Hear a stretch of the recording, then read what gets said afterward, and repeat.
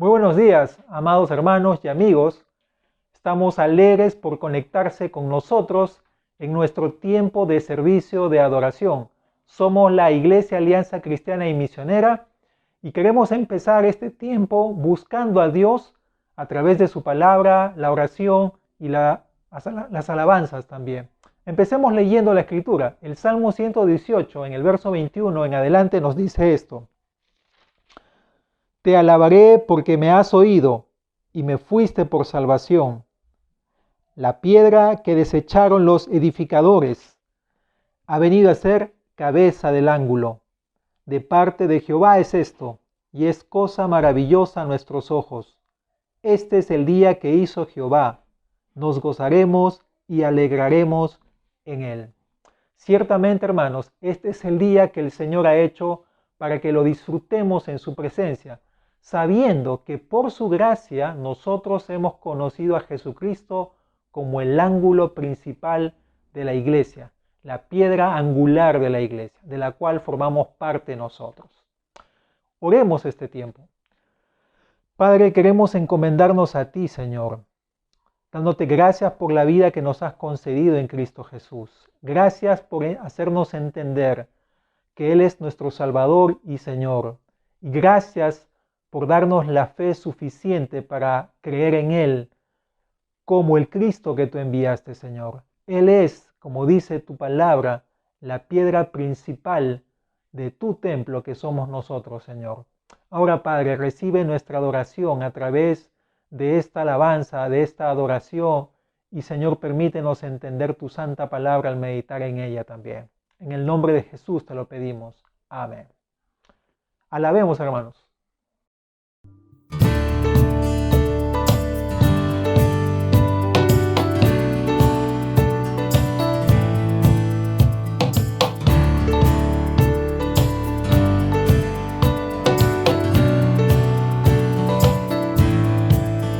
Las cadenas de la muerte me quitó.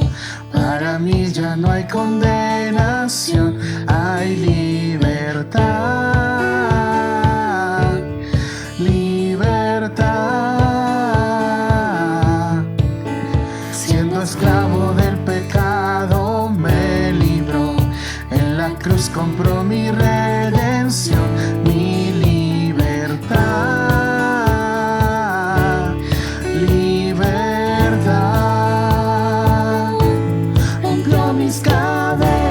Me dio vida nueva y al fondo del mar echó mi maldad, lavó mis pecados y me ha perdonado. Solo en el nombre de Jesús hay libertad.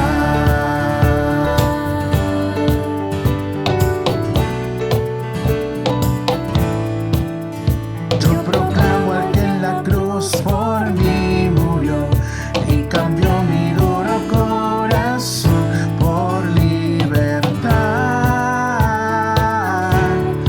libertad.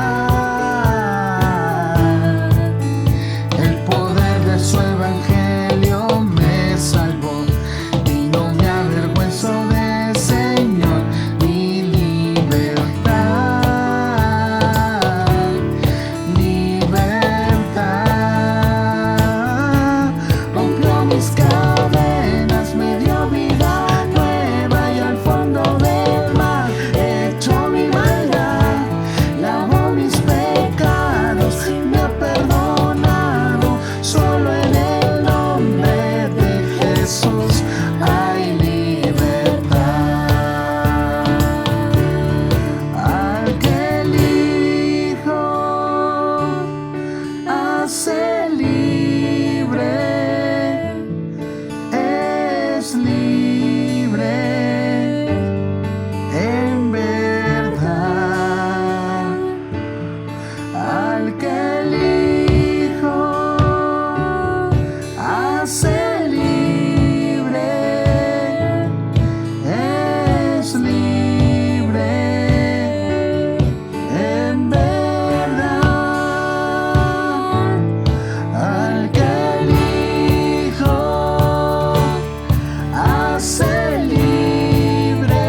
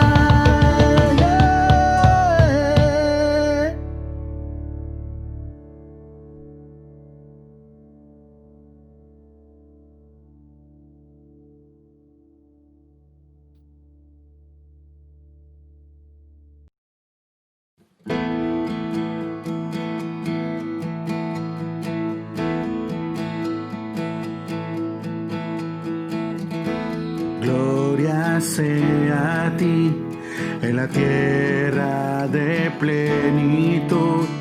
Cuando de tu abundancia das, gloria sea a ti. Gloria sea a ti. Cuando valle desierto voy, en caminos de turbación, gloria sea a ti. Cada vez que me bendices, yo canto a ti.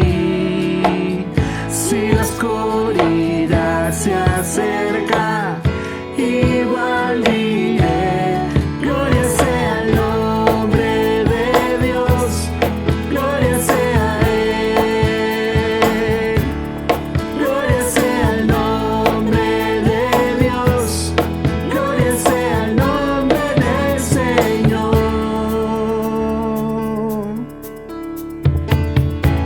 Gloria sea a ti cuando el sol brilla sobre mí, cuando todo es ideal, gloria sea a ti. Gloria sea a ti cuando sufra al caminar, aunque duela mi ofrenda a ti, gloria sea a ti. Cada vez que me bendices, yo canto a ti. Si la oscuridad se acerca, igual diré, gloria sea el nombre de Dios, gloria sea Él, gloria sea el nombre de Dios, gloria sea el nombre del Señor, gloria sea el nombre de Dios, gloria sea Él, gloria sea el nombre de Dios, gloria sea el nombre del Señor. Tú das y tomas, Dios, tú das y tomas, Dios, y yo siempre diré, bendito seas Dios. Tú das y tomas, Dios, tú das y tomas, Dios, y yo siempre diré, bendito seas Dios. Tú das y tomas, Dios, tú das y tomas, Dios, y yo siempre diré, bendito seas Dios.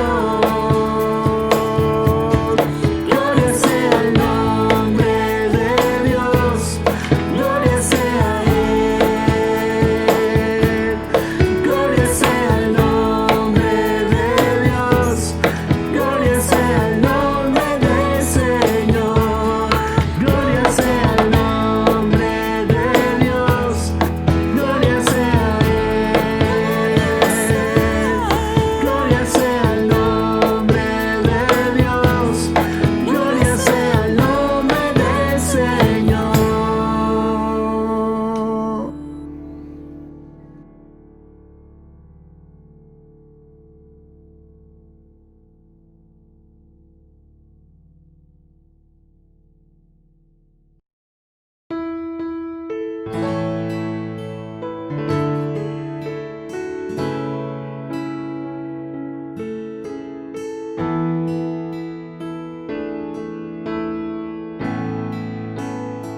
Señor mi Dios, al contemplar los cielos, el firmamento y las estrellas vi, al oír tu voz en los potentes truenos y ver brillar al sol en su cenit.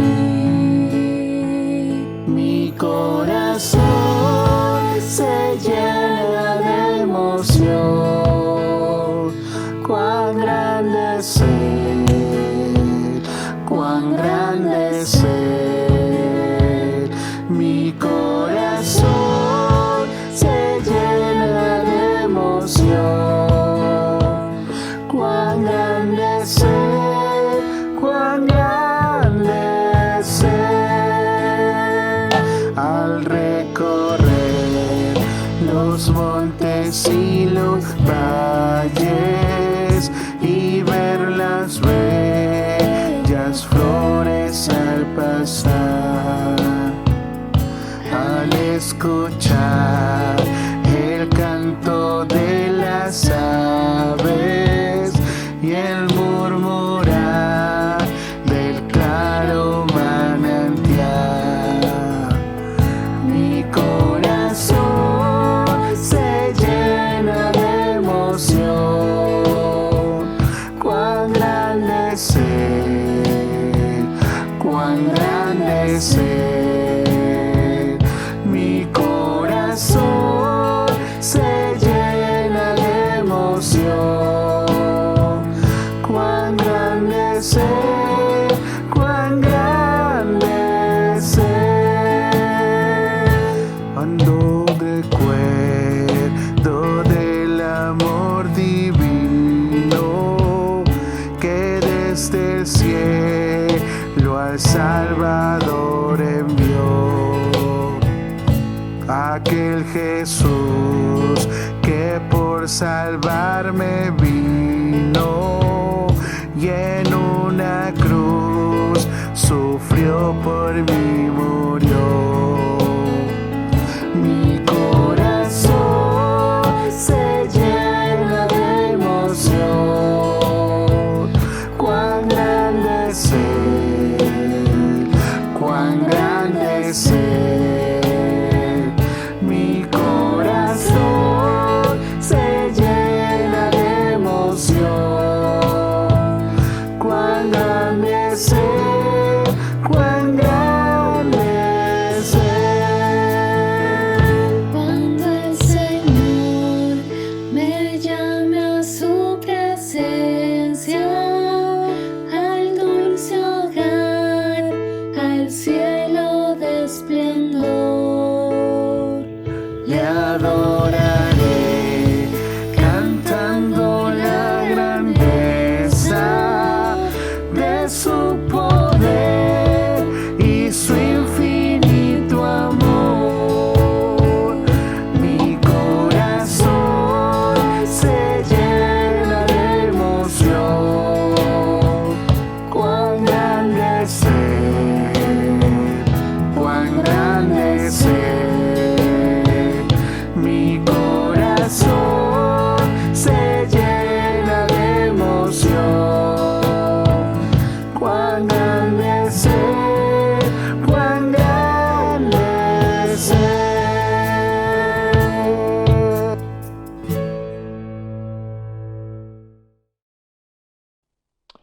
Mehran Karim Nasseri vivió durante 18 años en la terminal número 1 del aeropuerto Charles de Gaulle de París por tener una condición de apátrida. Apátrida es una persona que no posee ninguna nacionalidad o que ningún país lo reconoce como ciudadano suyo. Nasseri nació el año 1942 en Irán, pero en 1973 viajó al Reino Unido para cursar estudios universitarios. Allí participó en varias protestas contra el rey de Irán. Cuando decidió volver a su país en 1975, la policía secreta iraní lo detuvo en el aeropuerto y lo envió a la cárcel donde fue torturado. Después de pasar 4 meses encarcelado, fue expulsado del país. Entonces, viajó por Alemania Occidental, Yugoslavia, Italia, Reino Unido y Francia solicitando asilo político, pero fue rechazado en todos ellos. Cuando se disponía a viajar a Londres desde París, fue asaltado y perdió toda su documentación. Al llegar al aeropuerto londinense, los oficiales de inmigración lo detuvieron y lo devolvieron a París. Al llegar al aeropuerto Charles de Gaulle, Nasseri fue incapaz de probar su identidad o su condición de refugiado a los oficiales de inmigración franceses, por lo que tuvo que ser trasladado a la zona de espera de la terminal número 1 del aeropuerto, un espacio para viajeros indocumentados, donde vivió desde agosto de 1988 hasta julio del 2006 en condición de apátrida. A diferencia de Nasseri, el apóstol Pablo explica que nuestra condición como extranjeros al pueblo de Dios fue radicalmente cambiada por la muerte de Cristo en la cruz. Él fue nuestra paz, Él derribó los muros de separación legal y nos hizo formar parte del nuevo pueblo, de la nueva humanidad de Dios, conformada por judíos y gentiles. En esta última sección del capítulo 2, Pablo concluye su reflexión sobre el tema de la nueva humanidad o comunidad en Cristo con una serie de figuras que lo describen como conciudadanos, familia y edificio, confirmando de esta manera que tenemos una nueva identidad. En este sermón que he titulado Nuestra nueva identidad en Cristo, tenemos que saber que en primer lugar somos la familia de Dios, en segundo lugar ahora somos el templo de Dios y por último somos la morada de Dios. Así que empecemos tocando este primer punto. Leamos el texto bíblico en Efesios capítulo 2 versículos 19 en adelante. Dice así: así que, Pablo está concluyendo en la sección, ya no sois extranjeros ni advenedizos, sino conciudadanos de los santos y miembros de la familia de Dios, edificados sobre el fundamento de los apóstoles y profetas, siendo la principal piedra del ángulo Jesucristo mismo, en quien todo el edificio, bien coordinado, va creciendo para ser un templo santo en el Señor, en quien vosotros también sois juntamente edificados para morada de Dios en el Espíritu. Lo primero que Pablo nos dice es que ahora somos la familia de Dios. Nuestra condición de alienación como gentiles, que fue descrita en los versículos 11 y 12, ha sido cambiada completamente, pues ya no somos extranjeros ni advenedizos como lo hemos leído. Somos ciudadanos de pleno derecho dentro del pueblo de Dios y somos miembros de la familia divina. El propósito de Pablo es expresar que quienes habíamos sido excluidos de los privilegios de Israel o que Israel había disfrutado, ahora tenemos acceso a ellos. Ya no somos solamente tolerados, sino que somos ciudadanos con derechos plenos.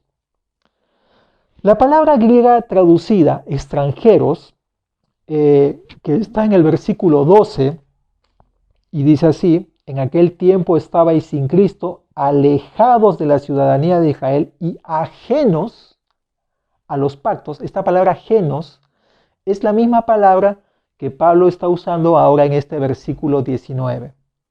La alusión es obviamente a la nacionalidad de una persona o a la falta de ella en el caso de los refugiados y expatriados.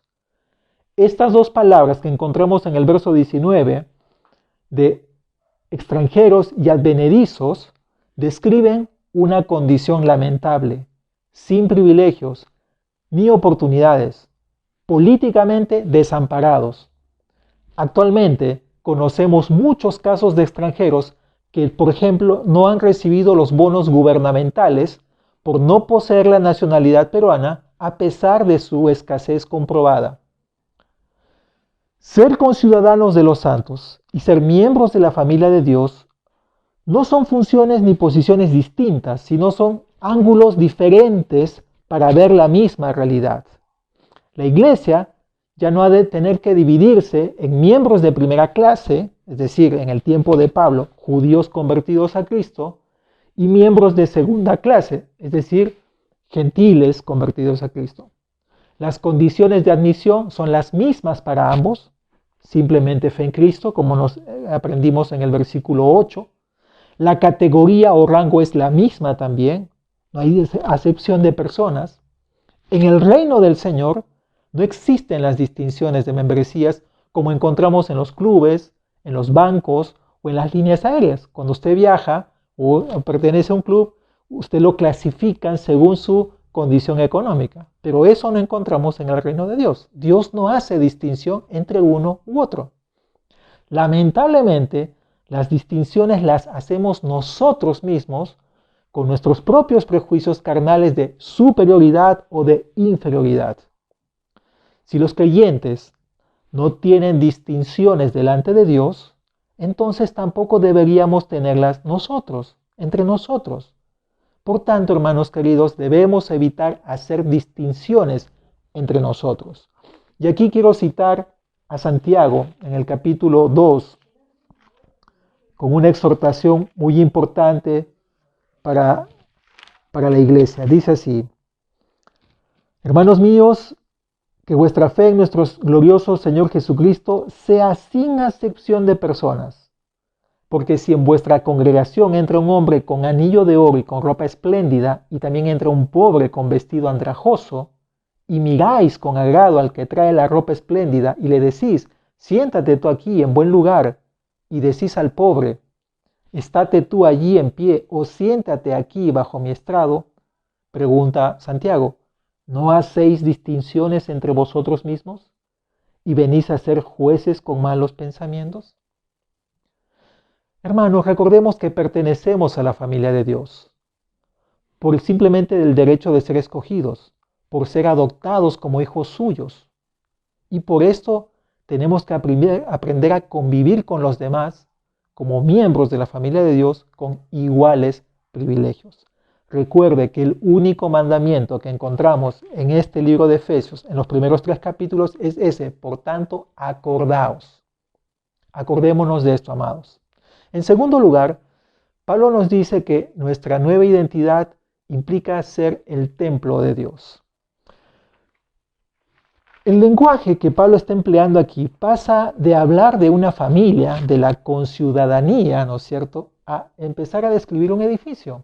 Volvámoslo a leer, dice así: así que ya no sois extranjeros ni advenedizos, sino conciudadanos de los santos y miembros de la familia de Dios, edificados sobre el fundamento de los apóstoles y profetas. O sea, nos parece extraño cuando lo leemos en el español, pero el griego facilita este cambio de palabras de familia a edificio y más adelante a templo, porque Pablo usa un múltiple juego de palabras con la raíz oikos, que significa casa. Ustedes van a estar viendo en este momento en la pantalla estas palabras en el griego para que noten la raíz en todas estas palabras y puedan notar cómo Pablo puede pasar de una a otra sin ningún problema. Por ejemplo, ustedes leen en la Biblia advenedizos y en el griego es paraoikoi o forasteros. Note usted, allí está con letras negritas la raíz de oikos. Cuando Pablo dice miembros de la familia de Dios, en el verso 19, es una sola palabra en el griego, es oikeioi, ¿no? En el verso 20, cuando dice edificados sobre el fundamento, usa una palabra epoikoidomedentes, que es sobre edificados. El verso 21, en quien todo el edificio, el griego es oikodome. Note otra vez en todas estas palabras la raíz. En el verso 22 dice juntamente edificados. La palabra que usa Pablo es sinoikodomeisde, que es justamente eso, juntamente edificados. Y por último, morada, en el verso 22, y la palabra que usa es katoiketerion. Entonces, para nosotros pareciera una dificultad el que él pasara de familia a hablar de edificios, pero el griego no se nota ese cambio. Como una familia que va creciendo, Pablo emplea la figura del edificio templo que va edificándose con cada nuevo creyente como parte de esto. El edificio templo va creciendo porque los creyentes van siendo añadidos de manera continua.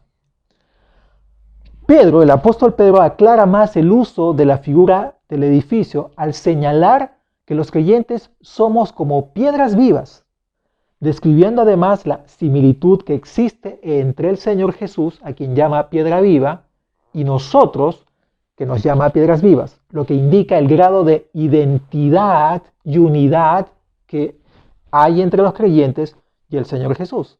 Veámoslo, por favor. Primera de Pedro, capítulo 2, si usted me acompaña, o me imagino que aparecerá en la pantalla también. Primera de Pedro, capítulo 2, versos 4 y 5, dice así: acercándonos a Él, Jesús, piedra viva, desechada ciertamente por los hombres, mas para Dios escogida y preciosa. Vosotros también, como piedras vivas, nosotros, la iglesia, sed edificados como casa espiritual y sacerdocio santo para ofrecer sacrificios espirituales aceptables a Dios por medio de Jesucristo. Entonces, el apóstol Pedro nos amplía más esta figura que está usando aquí el apóstol Pablo en su carta a los Efesios. Pablo está diciendo que nosotros estamos siendo como edificio construidos sobre el fundamento de los apóstoles y profetas. Leámoslo, verso 20. Edificados sobre el fundamento de los apóstoles y profetas. La palabra apóstoles hace referencia al limitado grupo de quienes fueron testigos del Señor resucitado y portadores e intérpretes autorizados de la tradición o enseñanza cristiana. Y cuando Pablo usa el término profetas, está aludiendo a los profetas del Nuevo Testamento, no a los del Antiguo. Decimos esto por el orden que usa, apóstoles y profetas. O sea, no está diciendo profetas y apóstoles, sino apóstoles y profetas. Y también lo encontramos en la cita más adelante del capítulo 3, en el versículo 4 y 5. Por favor, leámoslo. Leyendo lo cual, podéis entender cuál sea mi conocimiento en el misterio de Cristo, misterio que en otras generaciones no se dio a conocer a los hijos de los hombres, como ahora es revelado a sus santos apóstoles y profetas por el Espíritu. ¿Entiende? Entonces, estos profetas son los profetas del Nuevo Testamento. La razón para la mención de estos dos grupos está en el hecho de que ambos son receptores de la revelación divina, como vamos a ver más adelante en el capítulo 4. Con la expresión el fundamento, ¿no? O sea, el término fundamento en esta frase de apóstoles y profetas, es casi seguro que Pablo está aludiendo al cimiento que constituyen estos personajes. Es decir, ellos son parte del soporte sobre el que descansa la iglesia. ¿Y a qué nos referimos exactamente? A la enseñanza de los apóstoles y los profetas. Esta enseñanza era la base o es la base sobre la que se asienta como un fundamento toda la iglesia. Todos los cristianos, como parte que somos del edificio, se sostiene en la revelación y en la instrucción transmitida por los apóstoles y profetas del Nuevo Testamento. El testimonio dado por los apóstoles y profetas, confirmando el hecho mismo de que el fundamento básico o primario es Cristo, hace posible que en sentido secundario ellos también sean llamados el fundamento de la iglesia. Pablo dijo, por ejemplo, que él como perito arquitecto puso el fundamento, pero añadió diciendo esto que nadie puede poner otro fundamento que el que está puesto, el cual es Jesucristo. Eso lo menciona en su primera carta a los Corintios, en el capítulo 3. El hecho de que los apóstoles y profetas sean identificados con el fundamento revela algo interesante, que ellos estuvieron limitados al periodo formativo en la historia de la iglesia. Es decir, en la actualidad, hermanos queridos, no existen apóstoles, ¿entiendes? No existen los profetas, más que en el sentido de poder entender la escritura y aplicarla a la realidad actual. Pero ya no hay revelación nueva. Por eso tenemos que prestar atención a quienes escuchamos. Ojo, repito, en nuestro tiempo, el texto bíblico nos enseña que ya no existen apóstoles y profetas presentes, con nueva revelación de Dios. Ya toda la revelación está plasmada en la escritura que tenemos. Pero Pablo dice algo más, que estamos siendo edificados no solamente en el fundamento que son los apóstoles y profetas, sino que siendo la principal piedra del ángulo, Jesucristo mismo. Jesucristo ocupa un lugar único en este fundamento, como la piedra angular. Esta designación que usa Pablo puede parecernos extraña, hasta tal vez impropia, ¿no? Si no conocemos el trasfondo del término. No está refiriéndose a la piedra angular de ceremonia que a veces se coloca en las edificaciones nuevas, ¿no? En las que se imprime una fecha o se coloca adentro como memorial de cuándo fue construido este edificio. Tampoco está refiriéndose a la parte superior que se colocaba en ciertos monumentos o en ciertos edificios que coronaban ese monumento. Las piedras angulares a las cuales está refiriéndose el texto bíblico son esas piedras de carga que determinaban la dirección del edificio. En Palestina se han descubierto piedras de este tipo, una de las cuales llegó a pesar o llega a pesar hasta 570 toneladas, ¿no? La escritura en Primera de Reyes, capítulo 7-10, cuando habla acerca de la construcción del templo, dice que eran piedras de 8 a 10 codos de tamaño. La importancia de la piedra angular está, como dije, en que ella determina la forma final del edificio. Como está colocada en la esquina, ¿cierto?, del edificio, entonces ella formada por la unión de los dos muros que se van a empezar a construir, entonces esta piedra fija la posición de los muros y de todo el resto de muros que van cruzando el edificio. Todas las demás piedras se van ajustando a esta piedra angular. Ese es Jesús. La imagen de la piedra angular adquirió una gran importancia que va mucho más allá de estas cuestiones arquitectónicas. La primera vez que se alude a esta piedra angular la encontramos en la profecía de Isaías. Y él dice que Dios pondría una piedra tan perfecta que iba a prometer seguridad en un momento de zozobra y destrucción. Aunque se produjera una enorme inundación que iba a llevarse el resto de toda la construcción, esta piedra angular ofrecería un lugar de refugio. Leámoslo por favor un instante, Isaías 28, porque esta es la cita que usan mayormente los textos del Nuevo Testamento. 28:16, por favor. Vamos a leerlos del verso 15, dice: por cuanto habéis dicho, está hablándole a los líderes políticos de ese tiempo, pacto tenemos hecho con la muerte, e hicimos convenio con el Seol. Cuando pase el turbión del azote, no llegará a nosotros, decían estos políticos, porque hemos puesto nuestro refugio en la mentira, y en la falsedad nos esconderemos. Y aquí viene la respuesta de Dios, verso 16. Por tanto, Jehová el Señor dice así: he aquí que yo he puesto en Sión por fundamento, por piedra angular, una piedra probada, angular, preciosa, de cimiento estable. El que creyere, no se apresure. ¿Entiende? Entonces, de aquí parte el uso del término piedra angular que encontramos en el Nuevo Testamento.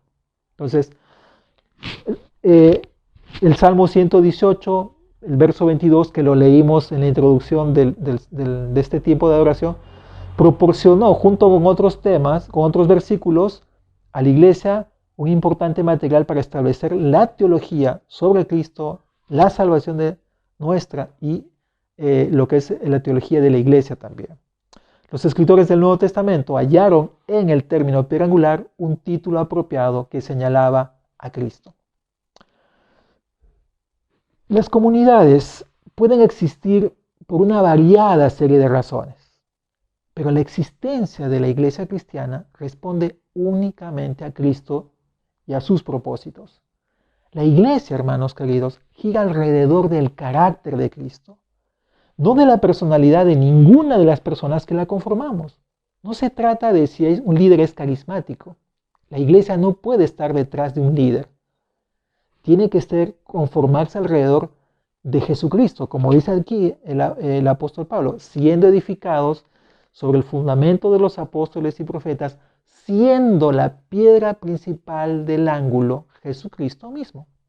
Entonces, como comunidad, la iglesia puede tener sus tradiciones y rituales, pero sin embargo, esa no es su esencia. La comunidad cristiana no tiene otra razón de ser que el propio Jesucristo. Él es nuestra paz, aquel que ha constituido una nueva humanidad, la puerta de acceso a Dios y es la piedra angular sobre la que se eleva todo este edificio que llamamos iglesia. Por consiguiente, las actividades de nuestra iglesia deben reflejar este enfoque que debemos poner en Jesús.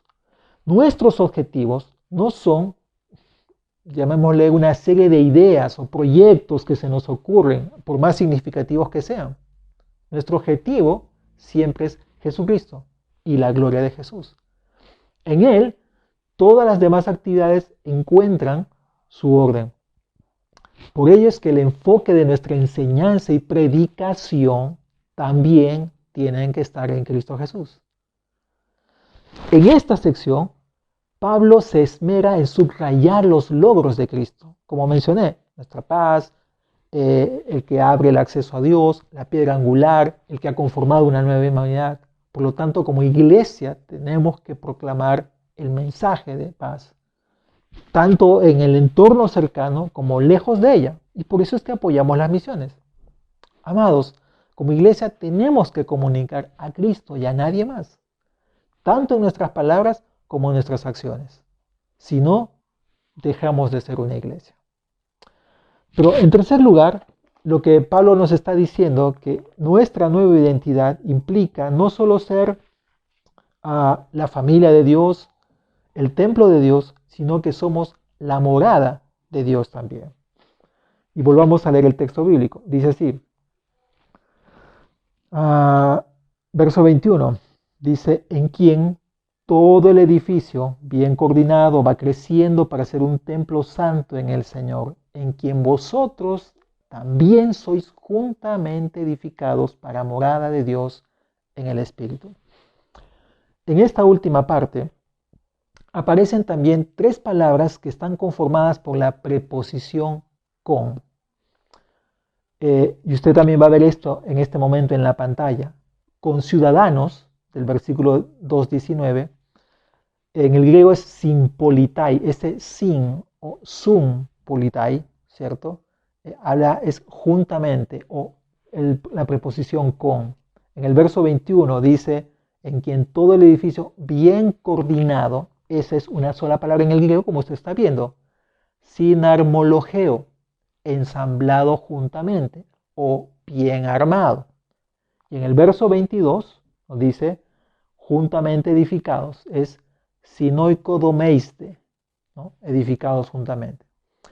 Pero a diferencia del capítulo, la primera sección del capítulo 2, este énfasis no recae en estar unidos a Jesús, ¿no es cierto?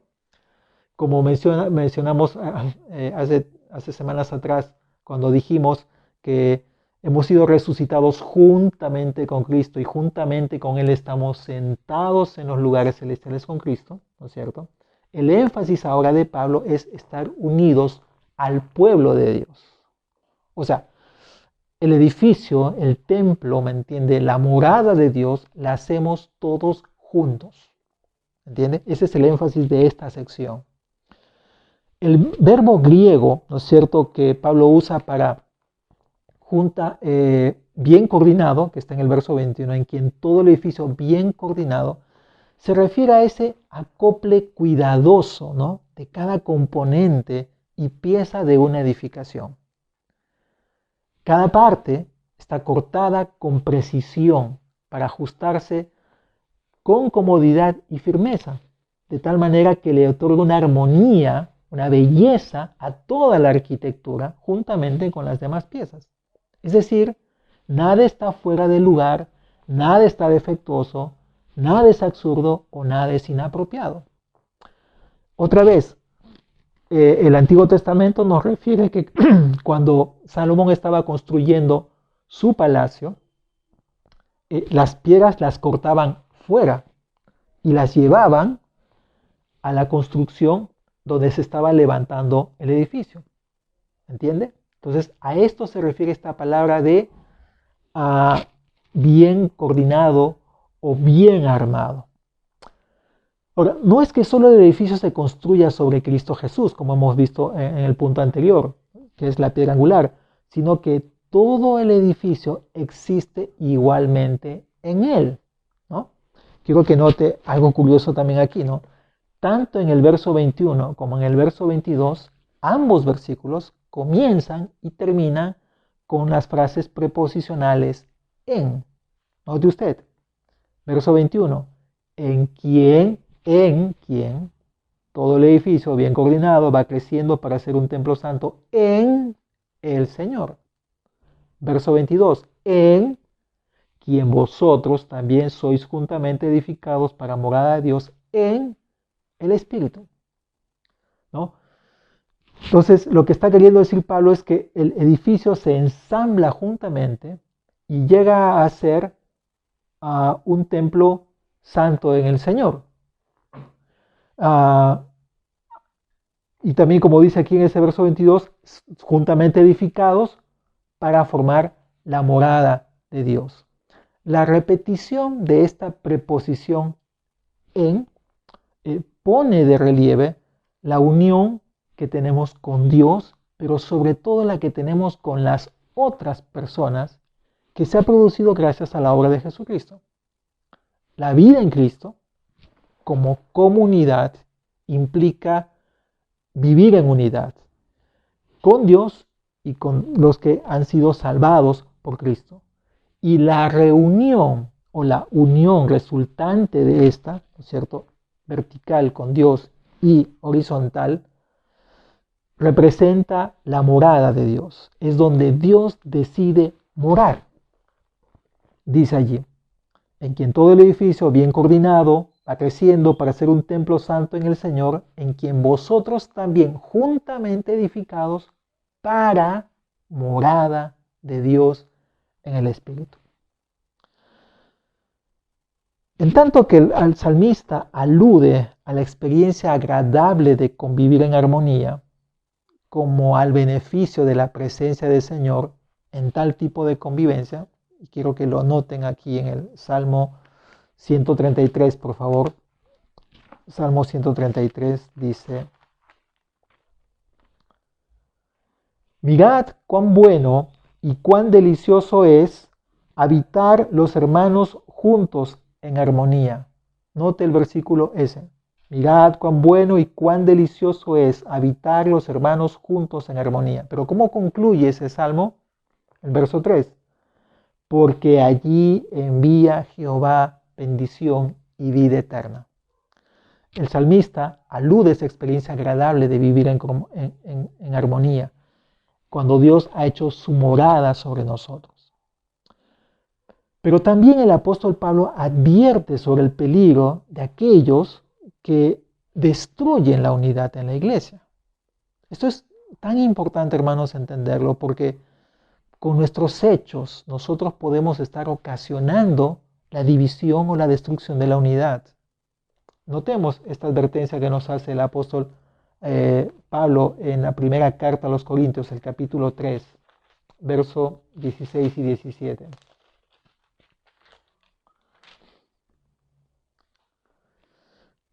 ¿No sabéis que sois templo de Dios y que el Espíritu de Dios mora en vosotros? Otra vez, la palabra, morar. Verso 17. Si alguno destruyere el templo de Dios, Dios le destruirá a él, porque el templo de Dios, el cual sois vosotros, santo es. Entonces, la Escritura nos ofrece el deleite que es vivir en armonía, donde Dios hace su morada en medio de nosotros, pero también la advertencia. Así que tengamos cuidado, hermanos, con que no estemos participando de la destrucción de la unidad de la iglesia. Esta es una advertencia muy seria para todos nosotros. Tengamos cuidado con aquellos que intentan buscar esa unidad. Siempre preguntémonos qué hay detrás de estas acciones que están haciendo estas personas. Y oremos para que Dios se compadezca de sus vidas. Para concluir, hermanos, el pueblo de Dios es también ese templo, ¿no es cierto? Es su templo. Aquellos que en otro tiempo, como estamos aprendiendo, no teníamos acceso al templo, ahora somos el templo, somos la morada de Dios. No olvidemos que el propósito del templo físico era demostrar que Dios había hecho su residencia permanente con su pueblo. Y eso es lo que el término morada significa, residencia permanente. En el Nuevo Testamento se subraya la sustitución del templo físico por Jesucristo. Él es ahora el templo, junto con sus seguidores.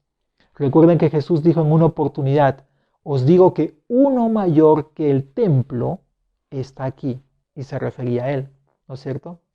Y una vez más también, cuando fue al templo mismo, él les dijo a sus opositores, destruid este templo y en 3 días lo levantaré.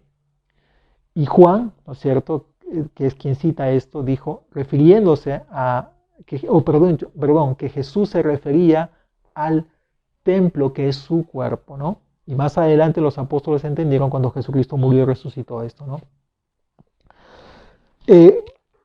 Pablo nos dice que la clave de esta convivencia en la morada de Dios, o ser la morada de Dios, está en este enfoque trinitario. Miren cómo termina preciosamente ese versículo 22. Dice, en quien vosotros también, es decir, gentiles y judíos, ¿cierto?, sois juntamente edificados para morada de Dios en el Espíritu. Notamos la Trinidad aquí. ¿En quién? Se refiere a Jesús. Se menciona la morada de Dios y es por el Espíritu. Por la obra salvífica de Jesús y la presencia del Espíritu en nuestras vidas, es que nosotros podemos experimentar la presencia de Dios en su morada, que somos la iglesia. Recuerde, la morada es, si bien es cierto 1 Corintios, forma individual, pero aquí Pablo está aludiendo a la colectividad, a esa nueva humanidad que hemos empezado a conformar en Cristo Jesús. Hermanos, no olviden que ahora tenemos una nueva identidad. Somos la familia de Dios, conciudadanos de los santos y miembros de la familia de Dios. Somos el templo de Dios, como dice aquí la Escritura, ¿no es cierto? Estamos siendo edificados sobre el fundamento de los apóstoles. Cristo es la piedra principal, pero somos el templo. Y por último, dice que el propósito de esto es ser la morada de Dios.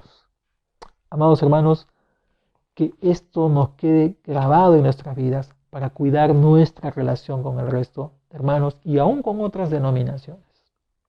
Que Dios les bendiga. No queremos terminar este servicio de adoración sin pasar por alto un día tan importante para los que somos padres de familia. El Señor nos ha concedido una tarea y una responsabilidad muy grande, por eso necesitamos de su ayuda. Y en este momento permítame compartir con ustedes, amados padres, este texto bíblico. Salmo 128. Bienaventurado todo aquel que teme a Jehová, que anda en sus caminos. Cuando comieres el trabajo de tus manos, bienaventurado serás y te irá bien. Tu mujer será como vid que lleva fruto a los lados de tu casa, tus hijos como plantas de olivos alrededor de tu mesa. He aquí que así será bendecido el hombre que teme a Jehová. Mi amado hermano, el secreto para ser un buen padre está en el temor al Señor.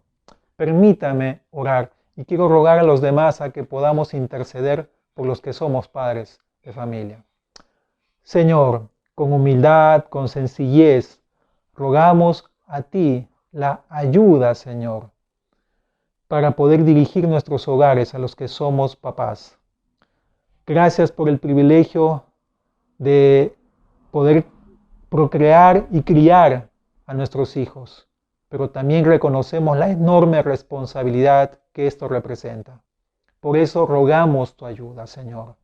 Tú has dicho en tu palabra que así bendecirás a aquel que teme tu nombre, Señor. Oh Dios, concédenos ese temor, esa reverencia por tu nombre, Padre, para que tú bendigas nuestros hogares. Te rogamos esto en el nombre de nuestro Señor Jesús. Amén. Que disfruten este día al lado de sus familiares y no olviden también que el resto de nuestras actividades las van a encontrar en las redes sociales de nuestra iglesia. Bendiciones.